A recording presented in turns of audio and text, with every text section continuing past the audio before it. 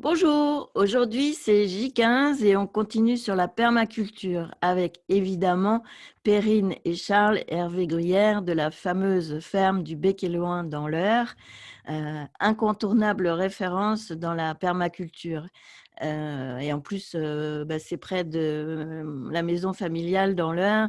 Et je les connais depuis longtemps. En 2013-2014, j'allais chercher toutes les semaines mon panier de légumes et j'étais hallucinée de voir l'abondance pour 20 € tout ce qu'on pouvait avoir et super bon, etc. J'avais connu ça quand je vivais dans le sud-ouest, dans un autre contexte, mais là, c'était un vrai plaisir.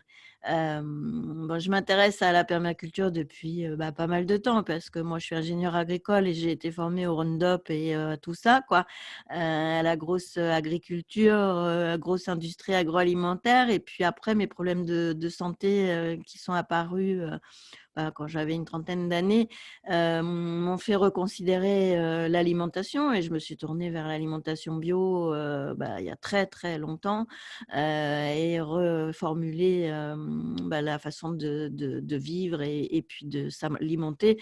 Donc je suis sensible et très intéressée sur tout ce qui touche à l'alimentation et à l'agriculture biologique. Et puis depuis une quinzaine d'années, voire un petit peu plus, Perrine et Charles ont fait un énorme boulot à la ferme du Bec-et-Loing.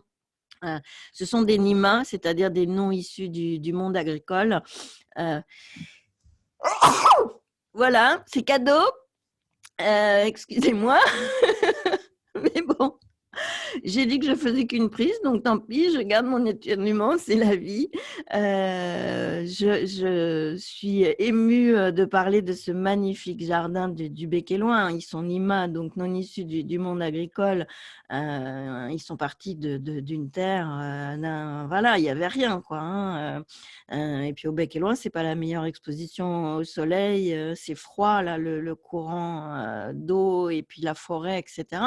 Ils n'avaient pas une terre bien facile et Perrine le raconte quand elle raconte dans les différents lives qu'elle peut faire maintenant pour raconter leur parcours. Ils n'ont pas eu une vie facile, mais aujourd'hui c'est une vraie référence et ils ont travaillé avec des scientifiques et des chercheurs pour que leur approche soit normée et qu'on puisse arriver notamment à dire qu'avec 1 hectare de production maraîchère, on puisse faire tel et tel résultat. Et là, je ne vous développerai pas toutes les considérations techniques, mais quand je dis référence, ce n'est pas simplement pour dire « Ah bah oui, c'est chouette ». Quoi. Non, tout ça, ça a été calibré, référencé, source d'études, de comparaisons, etc.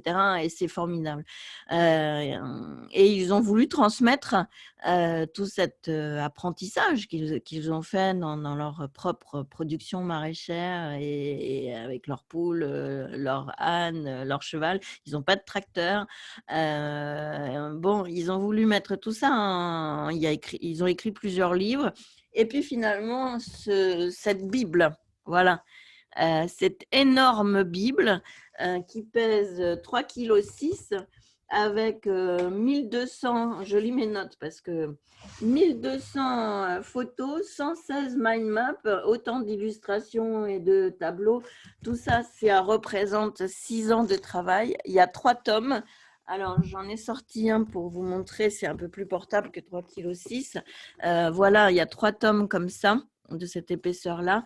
Et dedans, voilà, c'est magnifique. Vous avez des schémas, des photos et ça déplie tous les sujets en long, en large. Moi, j'ai tout lu. Oui, tout. J'ai lu toutes les lignes, je vous jure, j'ai tout lu. Pendant le confinement du printemps 2020, j'étais comme tout le monde sidérée et sous le choc. Je me suis offert cette Bible comme cadeau d'anniversaire, 79 €, ça vaut son pesant de cacahuètes. J'ai pu être livrée sans trop d'attente. Enfin bref, je me suis régalée chaque jour à en lire un peu. Voilà, moi je suis passionnée par l'agriculture et par l'alimentation. sous les différents angles, y compris mon angle de malade qui m'amène moi-même à me nourrir dans des fermes de produits biologiques à mettre la place de l'alimentation au cœur de mon écosystème de santé et la place des légumes encore plus au cœur de tout ça. Donc, je me régale à tous les niveaux. Donc, voilà, je voulais vous le partager aujourd'hui comme étant pour moi une énorme source d'inspiration sur plusieurs registres. Et en tous les cas, je reviendrai vous parler de comment je vais m'approprier la permaculture sur mon propre chemin de coach et mon chemin de vie. Et voilà, je vous invite à suivre Perrine sur Facebook. Elle fait assez régulièrement des lives, même si là, ils se sont mis un petit peu en hibernation puisqu'ils sont en train de faire des recherches sur un nouveau sujet. Donc, elle est un petit peu moins présente qu'en 2020, mais elle vient régulièrement. Les stages sont terminés et c'est bien dommage parce que j'aurais bien voulu faire, mais je suis sûre que ça reviendra et sous une manière ou d'une autre. Mais en tous les cas, cette Bible est un régal. Voilà. Demain, je vous parle de quoi? Eh bien, écoutez, d'un sujet qui est au cœur de ce défi 30 jours. Le 16 mars 2017, j'ai pris une énorme décision dans ma vie.